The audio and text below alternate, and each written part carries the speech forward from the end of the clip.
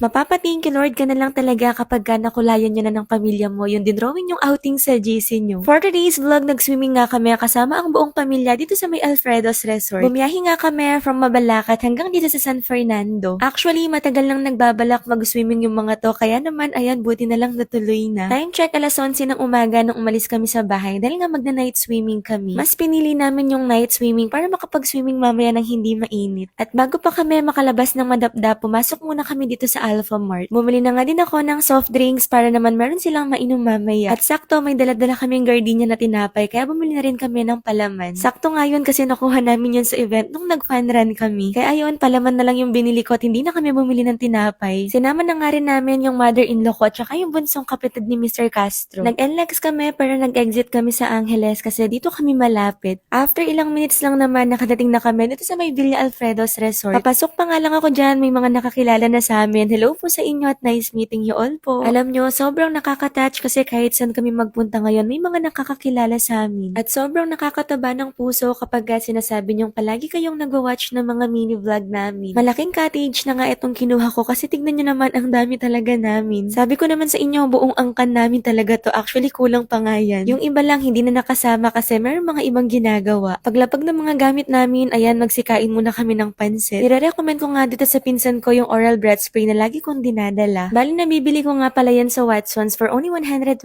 pesos. Syempre 'di ba hindi naman natin lagi dala yung mga toothbrush natin katulad ngayon na nag-outing kami. Para kahit may nakain kayong malansang pagkain, spray lang kayo para na kayong bagong sipilyo. Nagpalit na rin kami ng mga pang swimming dyan para makapagbabad na din. Kaso lang, ewan ko bakit ang init ng tubig dito, siguro marami ng ihiyan. Charot. Yung mga bata nga, kahit mainit yung tubig, tignan nyo, enjoy na enjoy talaga sila. Sa bagay, ganyan naman talaga kahit ng mga bata tayo, mahilig talaga tayo mag-swimming. Pinag-uusapan nga namin dyan na ang swerte namin kasi kahit alas 2 na ng tanghali ay walang araw. As in, buong stay namin dito, hindi talaga sumikat yung araw. Pero hindi din naman maulan, kaya naman ang ganda talaga ng panahon ng pagdating namin. Pero kahit walang araw, tignan nyo naman, naka-sun visor pa din ako. Pero okay lang naman kasi baka maya-maya suminag yung araw para hindi na rin ako masilaw. 2:30 nga magbubukas na tong wave pool kaya tignan nyo sobrang daming tao. Parang tao nga to na may konting wave pool.